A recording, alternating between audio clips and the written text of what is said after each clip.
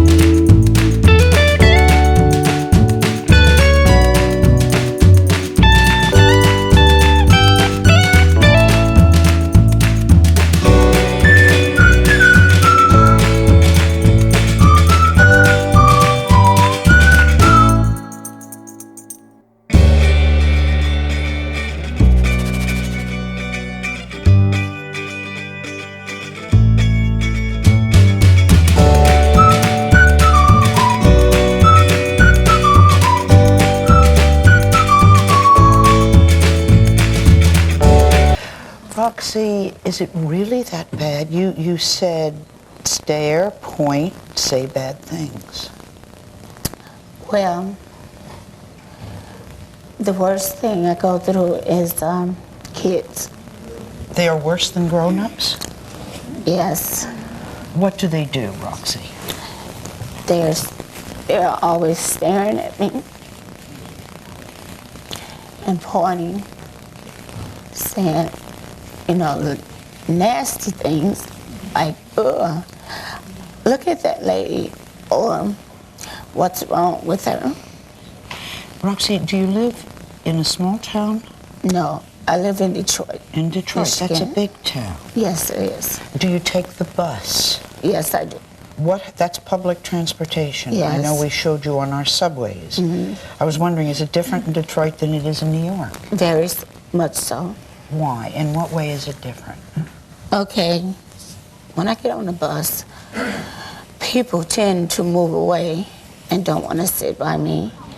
And they just, sometimes I feel fine.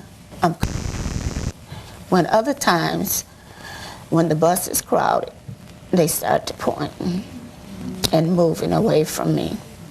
As if it's something they're going to catch. Yes. Were you born with things all over your body? Yes, I was born, but when it didn't start until I was a teenager. Right.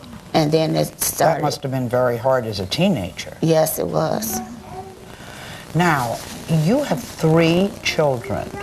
Yes, I do. Do they all have this? Yes, but not as far as my extent. Right. But they will all have it. Will it get worse for them? No. Okay. Has this kept them from doing the things they want to do? No. Good. How are you raising them to make that happen so that they are in society and they don't feel the way you feel? Well, I raised my children teaching them not to laugh or point at anyone, no matter what it is. Has this kept you from doing the things that you want to do? Yes. I would assume you don't wear short sleeves. No, I don't. Okay. Do you go to the beach? No, I don't. So no swimsuits, nothing like that? No swimsuit. everything is long sleeves all year round. I hear you've often thought of being a Muslim. Yes. Why? Because being a Muslim, they have to cover themselves. Right. And there's nothing shown but your face. And people don't intend to look at your face when you're wrapped up as Muslims does. Yeah, but that's a whole different thing, Yes. isn't it? It's more than just what you wear. Yes. How would you like us to act? Well, if you come But up I'm not me. I Okay. mean, I'm me. Okay? If someone comes up to me and say, "Excuse me, would you tell me what's that on you, or do you have some kind of disorder?" Which I have. I would say I would be very pleasant to that person. You would. So Yes, it I is would. all right for us to be polite and Right. ask. Okay, especially if we're with a child who says, "Mommy, what's with that lady?" Yeah, right. Okay. And if the child says it right to my listening, I'll say, "Honey, it's not catching, but it's the condition that I have. It's a disorder of the skin. I want society to know that I'm a beautiful person inside, but I'm just not beautiful on the outside to some people." To some people. Right. I think you're probably beautiful to your children and to a lot of people. Next, a woman whose rare medical disorder landed her in the Guinness Book of Records, the tallest woman alive. Don't go away. You did very well.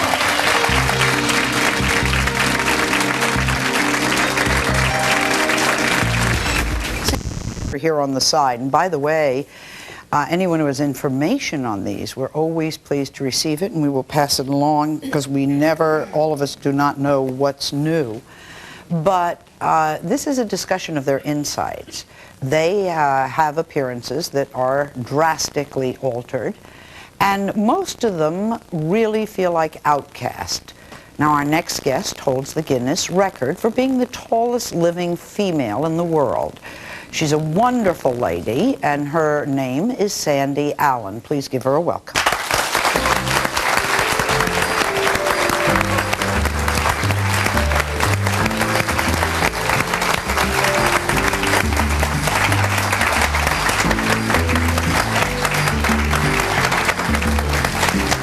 Hi, Sandy. Yeah. You take however long that you need to take. That's okay. You want to come over here? Okay. Yeah. Doesn't matter. Either way would be Excuse all me. right. Sandy, how tall are you? 7 feet 7 1/4 inches. 7 feet 7. And proud of every inch of it. There you go.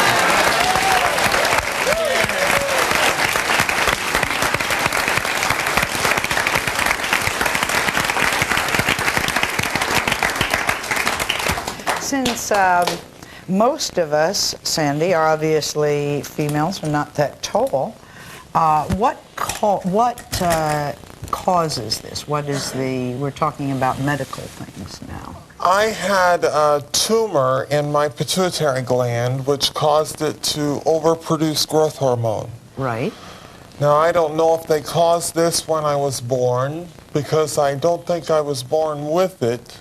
Yeah, sit down, sure. I think better when I'm sitting than when I'm standing. Of course. I was an average-sized baby when I was born. I weighed 7 pounds 14 ounces, and I was 21 inches long, which is really pretty average. Yeah. Everyone else in my family are average-sized people. I have a brother and 2 sisters. And hi, Darlene. Hi, Dawn. I have to say hello to them. That's perfectly all right. And I just started growing pretty quickly from when I was born. By the age of 3, most people thought I was 6 or 7 years old. By the age of 10, I was already about 6 feet 3 inches tall. When you were 10. Yeah, it's a lucky thing that I was not a disreputable or a disruptive student when I was in school because I don't know how they would have disciplined me. You would have been taller than the teacher, and it I would was be, taller than the principal, all the male teachers, anybody in the school. so it in would have grade been hard school. to discipline you, right? It might have I been. would think so. When did you stop growing, or in what way did you? Could you have continued to grow? No, I was about 19 when a good friend encouraged me to go and see an endocrinologist at the IU Medical Center. And Where are you from, by the way? I'm from Indianapolis. Okay. So you went to the medical center. And I went to see an endocrinologist there, and that's when they told me about the tumor in my pituitary gland. But they told me then that I was pretty much finished growing, that I wouldn't get much taller, if any at all. And they were right. Did you let the comments in school get to you? They did, but I tried not to let it show. When people would tease me What or a great overreact, attitude. I Great just attitude. turn around and go the other way. Have you ever been married? No, I've never been married. Although when I was in Tokyo a few years ago, they had me dating two of the tallest men in the world, and I was supposed to pick one. Both of them were already married anyways, but I was supposed to pick How tall are one that I they? would like to marry. They were both up around my height, 7'7". One gentleman was from Pakistan, and he just passed away within the last year. And he was the same height that I am. And I've met him a few times on other shows. What is it like, though, to see somebody your height? Oh, it's a real switch for me because I'm so used to looking down at everybody, you know. Must be great to It look makes me up. feel like I want to stand up even taller because somebody's up near my size. It's an unusual encounter for me. Now, for a while, you worked for the Guinness Museum. Yes. Why did you leave? Well, I was up there in Niagara Falls on the Canadian side, which is a beautiful area of the world, and I enjoy meeting people, but after 8 years, it got to be a little old. I started to feel like it was a glorified freak show, and I got a little tired of it, so I retired from that and moved back home to Indianapolis. So you're not working now? No, I'm not. I'm trying to survive on Social Security disability, which isn't easy because everything for me, from clothes down to my shoes, are more expensive. Most people will look at you. Do you want them to look away? Do you want them to talk to you? What do you want us to I do? would rather people would come up and talk to me than stand back and look at me like I came from Mars. I understand it's a human reaction to be surprised to see someone as big as I am. I don't imagine most people do. And I can understand most reactions, but some people really go a little out of their way to make a jackass of themselves. Do if they? you'll What's the strangest thing they do? Oh, you know, they'll point at me and laugh, and the only way I can justify their actions is that they must have such a low opinion of themselves, they got to put somebody else down.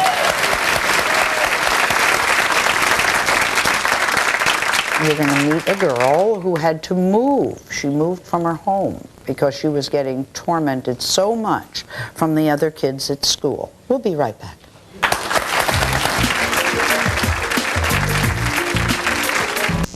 People who are visually, obviously, different than we are. And this is Ellen May, who is 13 years old.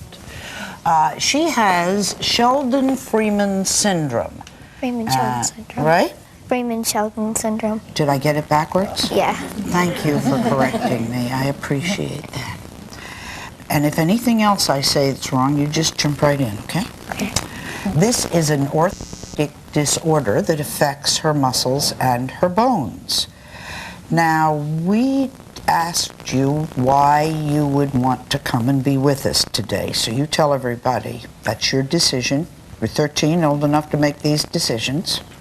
Because I was picked on and teased a lot, and I want people to understand and learn what this is and what other things are. And I think it's important for people to know. Isn't that so they don't. true, Sandy? Yes, yes. Now, you've had trouble with people not liking you, right? Right. Did you move from Michigan? Yes, we moved from Michigan to Arkansas. Why? What was happening in Michigan? In Michigan, people would pick on me and tease me and harass me and stuff, and they would call me plastic girl and make fun of me and just make me cry. So what would you do back to them? I would just ignore them for a while, but it really hurt.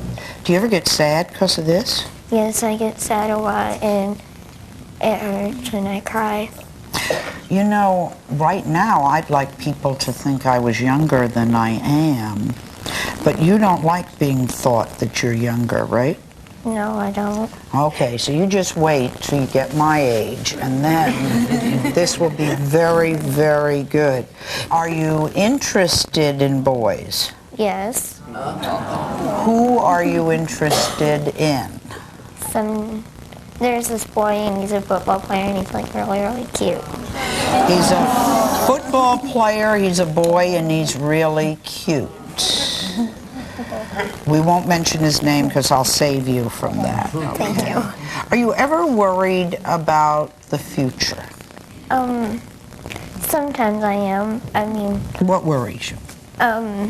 not being able to drive and stuff. I mean, Well, no, I don't drive very much, right? You know, so yeah, but you can see over the steering wheel too. sometimes. Sometimes. Any other worries? I'm worried I won't be able to find a job because I'm so small. Yeah. I I won't think be you able will to be do able something. to find a job. What else? That's mostly what it is. I mean, Do you want to get married? yes, I want to. Have children? Yes, I want to adopt though. You want to adopt? Yes, I want to adopt Why? because there's people out there that don't want children and they have children, so they just throw them away to the adoption.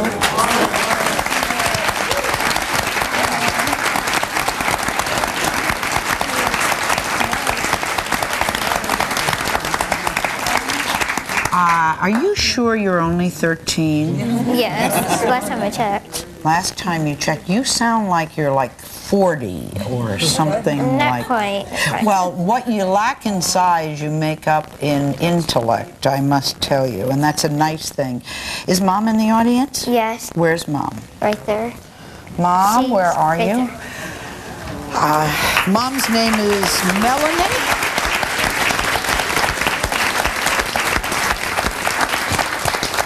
She's a brave one, you know that? Yeah, she's real strong-willed and she's real outgoing, so I got real lucky with her. Mothers of extraordinary children often go through a guilt phase. Was that true for you? Yeah, for till she was about 2 years old, I felt pretty guilty. I pitied her a lot. I did a lot for her, and instead of letting her do it on her own and trying to do as much as she could, I think that really slowed her down for a while. Medically, what causes her small stature? It's a genetic disorder, and they're doing some gene mapping right now to try and figure out what gene it is. So until they find that, we're not sure. Has anyone in your family or your husband's family ever had this? I'm not married, but no, not in her father's family or mine, either Okay. one. What is the prognosis for her as an adult? She's got a normal mental capacity. No, she does not have a normal mental capacity. She has a way above average mental capacity. Now,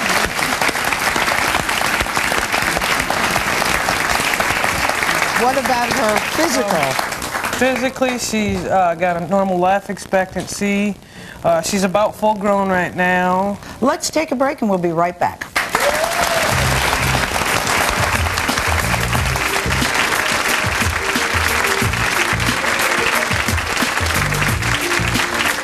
They say it's like a giant mole. It goes from her chest to her knees and from like her shoulder blades to the back of her knees. There's also the potential for neurocutaneous melanosis, Right. which is affects the brain and the spine, which can cause seizures and stroke and, of course, potentially fatal. We're all different and have different problems, but when people tease you, you know, somebody calls you fat, just turn around and say, well, thank you for the compliment. I'm glad you noticed.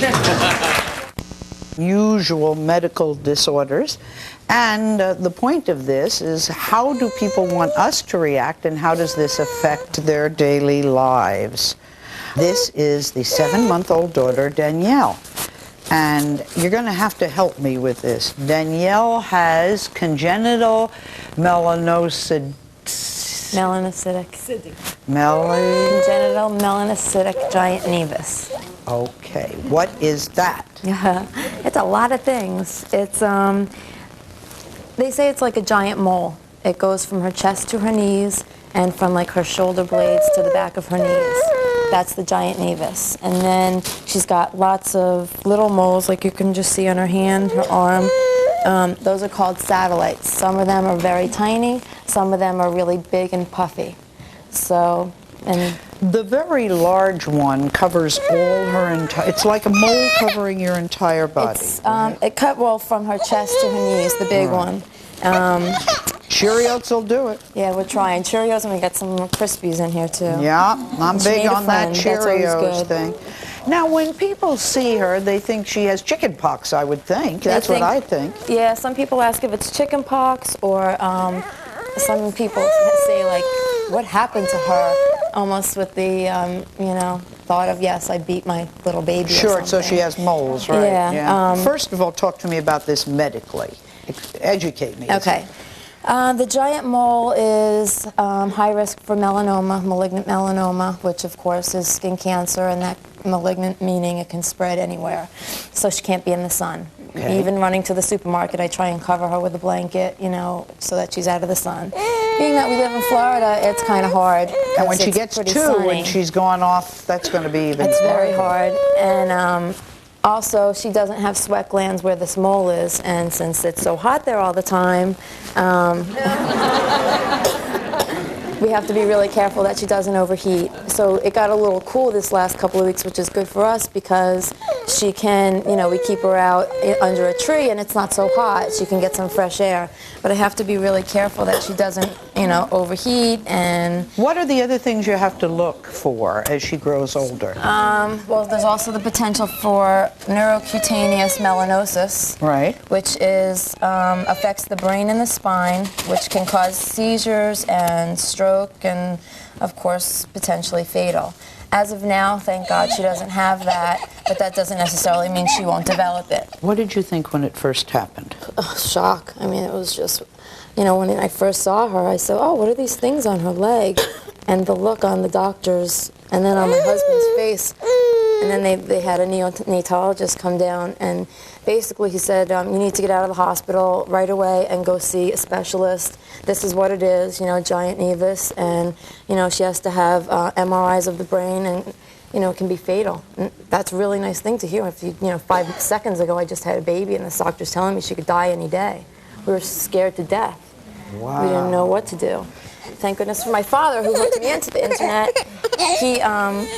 I found on there's a group called the Nevus Outreach, which is for people that have this, and there's people all over the world. I went to the first ever conference in Orlando in August, and I met like all kinds of people from all over, from Portugal, from Netherlands, from South Africa, people that really have this. And as though it was terrible to see other kids with this, it was also good to say, wow, you know, I wasn't alone. I'm not, and talking to And not parents. only that, but they're people to share what. I don't have to explain myself, and nobody's But staring there at are going us. to be advances in the treatment of this, and there's going to be people to share that with or tell you. We hope. We hope there's advances. So far, there's no money for research because It's a boutique disease, right? I guess, yeah. Yeah, they call them boutique diseases, meaning we don't have money for research because these so pharmaceutical companies have to make money by selling things a lot. So why do research just because there's a couple of children who have this? And that's always been a problem.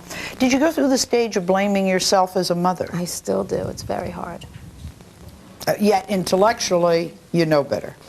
Sometimes, you know, did I eat the wrong food? Did I? Oh, yeah. Yeah. Did I take that one glass of red wine when they have a thing on it that says, I heard somebody say that to me the other day, and I It's said, hard. I mean, she's my baby, you know, I never expected. You know, kids are born with things or maybe a little boo-boo, but you never expect it. You know, you wonder every day, is everything going to be okay? Am I going to have her as long as my parents have me? You know, it's very hard. I thought maybe if I moved away, she wouldn't cry. Guess who's eating the Cheerios? We'll be right back with a young man who can't control his appetite. Life being different, you have that feeling that you're kind of like an alien. And that's how my next guest, Michael, has described himself. He has what is known as Prader-Willi syndrome, and his grandmother, Pauline, joins with us. For those of you who've never heard of Prader-Willi syndrome, it basically means you have an uncontrollable urge to constantly eat, i.e. you're always hungry. When you're young, people have to keep cabinets and refrigerators locked. Pauline, this affects the whole family, right? Correct. I would think so. I mean, it just, in what way? Well, as far as caring for Michael, it's been constant supervision. And up until just the last couple of years, I've taken care of Michael since he was 11. And up until the last couple of years, I never let him out of my sight. And during that time, I didn't lock the cupboards or the refrigerator because I felt like this is a culture of food, food, food, no matter where you go, and I was in hopes that in some way I'd be able to teach him some control. But Michael moved independently. We moved him into a mobile home in a mobile home park 2 years ago. And I've continued to be his caregiver and to take care of him and run back and forth and do all the things that need done.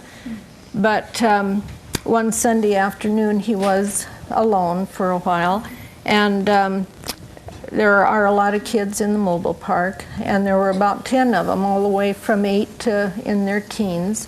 And they were playing in Michael's cul-de-sac, this group of kids.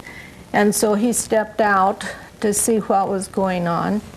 His dogs rushed out, so he was trying to control the dogs, and the kids started taunting him and carrying on. And what all happened, I'm not quite sure, but after a while, Michael called in a panic, and because I was home for a little while, and he said, "Come right away, Grandma, the sheriff is here." And I mean, this has happened before, so I thought, oh, now what? So we dashed out to see what was going on, and as a result of the kids taunting and the conversations and the harassment and the profanity and so forth, somebody called the sheriff. The sheriff came to Michael's door, knocked, he opened the door. He couldn't see anyone out there, so I imagine that he thought the kids were still harassing him. He started to shut the door, and the sheriff stuck his foot in the door and came in and handcuffed him. Knock me down. Which is traumatic. If you're being teased, then it's even more traumatic. Michael runs away a lot, right? He did. He did as a little kid a lot. Why, Michael? Because of my stepdad. Really? Teasing you? Or Teasing me and hurting me. And saying what kinds of things about you? He didn't like how I was. I was pretty early. Right. And I was different from his kids. It's amazing that you are not tremendously overweight. I have seen some Prader-Willi people who are very, very heavy because of the amount of eating. So there has to be some behavior modification or discipline involved that seems to have worked, grandmother, very, very well. Thank you. Will he have this his whole life? Is there a cure for No, this? there's no cure. We have no cure for Prader-Willi. It's a hypothalamus malfunction, and there's just nothing there to, the central nervous system. And they've there is no cure. Now, Michael, you wrote a card when you were how old to the Prader-Willi Association? I was 2 years. 2 years ago. It was 2 years ago. You were 9. I read this? Fine. Are you sure? Yeah, I'm fine with it. This was to the Prader-Willi Association, and you wrote them saying, "We aren't human because we can't have children, but how an alien can have children. We all have Prader-Willi. We feel that we aren't human. We don't have freedom." That's 2 years ago. Do you still feel this way? Yes.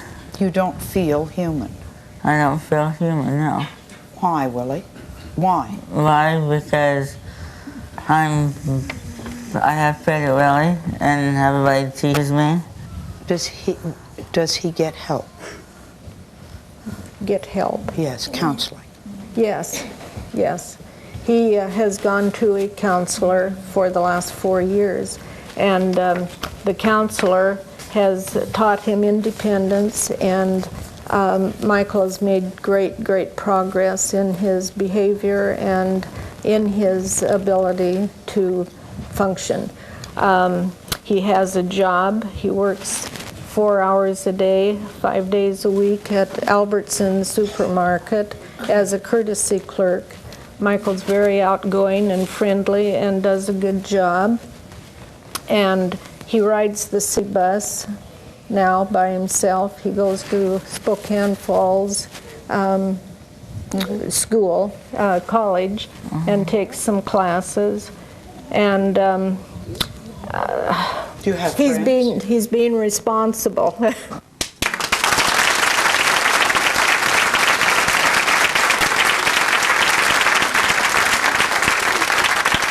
Andy, what will you say to him? This is a hard one for you, Sandy. Yeah, I try to, but when you've got a problem to solve, if you can't out and out solve it, try to work your way around it. But we're all different and have different problems, but when people tease you, you know, if somebody calls you fat, just turn around and say, well, thank you for the compliment, you noticed. When we come back, a 15-month-old who smells like maple syrup. Highly unusual. We'll be right back. This next one, we thought it was absolutely imperative to discuss it with their parents. Now, this is something that sounds amusing, but it can be serious and it can even be fatal. This is Paula and Lance and their 15-month-old daughter, Anna. What is it that Anna suffers from? She has maple syrup urine disease. Maple syrup urine disease. Yes. I tell you, I thought I was informed and I have never heard of that. First of all, what does it mean? It's a metabolic disorder, and basically she lacks an enzyme that would help her metabolize protein. She can't metabolize 3 amino acids, and if her body's under stress or she has too much protein, her urine and her sweat and even her earwax can smell like maple syrup. Smell like maple syrup? Just like it. All right, but this must be very rare. It is. It's only 1 in every 223,000 births. Why would we be worried about this? Why would this affect her or be serious? It can be fatal. If the amino acids build up in her blood, the ones that she can't metabolize, it affects her brain, and it could cause seizures. She could lapse into a coma, and it could be fatal if left untreated. So she will be a vegetarian, I would assume. Yes, she can't. Her main food is a medical formula, and that'll be her main food for the rest of her life. She will always live on a medical formula. Right, and every other food is going to be supplemental, and it's mostly going to be fruits, vegetables, and grains. So she will not eat dairy, she won't eat nuts. I'm going to assume she won't even eat tofu, which is a protein. Even that has too much protein. She won't eat any kind of meat. or poultry or anything for the rest of her life, and has to be very, very careful, right? Right. Can it go over the edge very quickly? It can, if she's under stress, if a small illness could cause her body not to metabolize what little protein she gets. If She's on television and she's not under stress. Isn't it wonderful to be 15 months old? Do you and your husband have a sense of humor about this? Yes. I mean, the name struck me as being funny, you know, and of course it isn't. we have to monitor her very closely. We're in close contact every week with her doctor and her dietitian. We weigh and measure everything she eats. We do weekly blood tests just to make sure she's doing And good. you worry about how, if people will tease her. Right, yeah. We worry about when she's in school someday, she won't be able to eat what the other kids As eat. Michael does, of course. And we worry about the peer pressure. Of course, which is what he has suffered with. Is it genetic? Yes, it is. Yeah, we found out we have a 1 in 4 chance. with Did each you know child. that before you gave birth? No, it's not something they test for beforehand, but now with our next child they can do an amniocentesis and we'll know ahead of time. Yes, ma'am. I just like to say that the first thing that I noticed about our guests is the outward beauty. And I really commend you. You shared a lot with us. Really good. We'll be right back.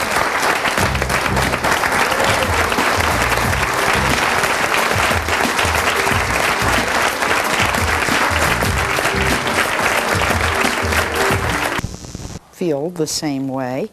As Randy said, most of these diseases have websites where you can find out a lot more information. And if you need help with that, you can always join me on my website, sallyjr.com. And we hope to see you next time. Thanks to our guests.